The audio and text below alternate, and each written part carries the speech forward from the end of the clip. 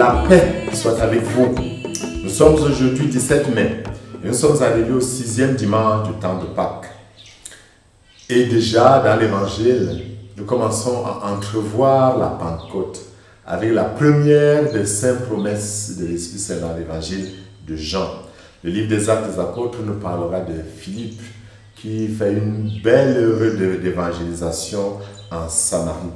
Alors que Saint Pierre, dans sa première lettre au chapitre 3, nous appellera à vivre du mystère pascal grâce à l'Esprit Saint. Alors, revenons en pensant à dimanche passé où nous avons découvert que Jésus est la vérité, le chemin et la vie. En ce 6e dimanche, donc, abordant progressivement la fin du temps pascal, nous nous ouvrons à cette belle promesse que le Christ fait à ses disciples, le don du Saint-Esprit. Relisons. Voici ce que le Christ dit. Si vous m'aimez, vous garderez mes commandements. Moi, je prierai le Père, et il vous donnera un autre défenseur, qui sera pour toujours avec vous, l'Esprit de vérité, lui que le monde ne peut recevoir, car il ne le voit pas et ne le connaît pas. Vous, vous le connaissez, car il demeure auprès de vous et il sera avec vous. Je ne vous laisserai pas orphelins. Que c'est beau d'entendre le Christ qui dit, je ne vous laisserai pas orphelins. Parce qu'il sait ce que c'est qu'un orphelin dans son monde. Abandonné, voilà pourquoi la Bible insiste sur le fait que la vraie religion consistait à s'occuper des veuves et des orphelins. Le Christ dit que ses enfants ne sont pas orphelins. Il est toujours avec eux dans cette présence d'un autre défenseur, parce qu'il est le premier défenseur. Cette parole en grec c'est paraclet, qui veut dire avocat défenseur. Pourquoi avocat défenseur? En réalité, parce que dans la présentation de Saint Jean, la vie de Jésus est présentée comme un procès.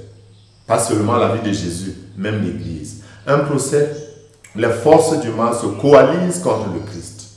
Et ceci va jusqu'à la crucifixion, où l'Église est persécutée. Et ceci va au martyre. Mais, si les forces du mal, si le monde qui ne connaît pas l'Esprit Saint, si le malin croit qu'il a vaincu avec la mort du Christ ou par le martyre des chrétiens, ce n'est qu'une fausse lecture de la réalité. En fait, Christ crucifié ou l'Église persécutée dans une dimension surnaturelle et mystique, Saint Jean montre que la croix du Christ est justement le début du salut et dans le triomphe sur le mal. C'est pourquoi nous chantons le vendredi « Ô croix, victoire, victoire de la croix, victoire de la croix ». Dans ce procès, dans ce combat, le Christ n'est pas seul. Il est avec son Père. Dans ce procès, dans la persécution que vit l'Église, dans les crises que vit l'Église n'est pas seule. Il y a l'autre défenseur, le paraclet. Je prierai le Père, il vous donnera un autre défenseur. C'est ce défenseur qui illumine l'Église et les fidèles quand il s'agit, comme Saint Pierre le dit, de présenter la défense devant quiconque nous demande de rendre raison de l'espérance qui est en nous. Jésus avait prévu qu'on sera persécuté, mais nous avait promis que l'Esprit Saint lui-même nous inspirerait le moment venu ce qu'il fallait dire et qu'on ne devait pas se préoccuper de cela. C'est cet esprit qui nous est donné par Jésus. Seul cet esprit nous donne d'être vainqueurs du mal. Car l'esprit de celui qui a ressuscité Jésus d'entre les morts donne aussi la vie à nos corps mortels. Voilà pourquoi Saint Pierre dit, « Il a été mis à mort dans la chair, mais vivifié par l'esprit. » Cet esprit est donné aux apôtres. C'est le groupe choisi par le Christ. Mais pas seulement. Il est donné même à la Samarie hérétique où Philippe, le diable, est allé prêcher. Alors quand il annonce ce qui se fait en Samarie, Pierre et Jean s'en vont pour prier pour la Samarie hérétique, où Jésus avait rencontré la femme et lui avait dit que les vrais adorateurs adoreront désormais Dieu en esprit et en vérité, qu'il ne s'agira plus d'aller à Jérusalem ou ailleurs, mais qu'on le rencontrera dans l'Esprit Saint. Cette Samarie reçoit le don de l'Esprit Saint, l'intercession de Pierre, donne la grâce d'une Pentecôte. Et c'est cette Pentecôte que l'Église, depuis Jean 23, quand il convoque le concile, c'est cette Pentecôte que nous implorons tous les jours. Que Dieu nous fasse revivre une nouvelle expérience de Pentecôte.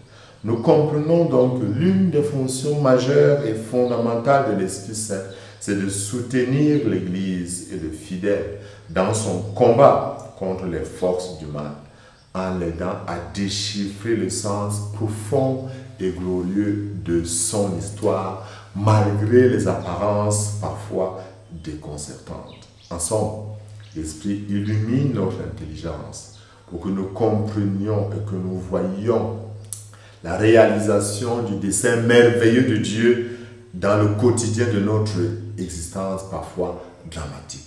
Le doigt de Dieu à l'œuvre dans notre vie. L'Esprit nous accompagne et nous soutient dans notre pèlerinage, comme Jésus a accompagné les deux disciples de Maüs, non seulement par sa lumière qui nous permet de voir le monde dans la perspective divine, mais aussi en nous donnant la force intérieure, en renforçant notre volonté. L'Esprit est à la racine de l'Église, que ce soit l'Église domestique, nos familles, que ce soit l'Église dans une paroisse, dans un diocèse, que ce soit l'Église universelle. C'est l'Esprit qui donne naissance à nos communautés ecclésiales. C'est l'Esprit qui anime, qui guide, qui protège et qui soutient. Il est le premier don que Jésus ressuscité fait aux croyants.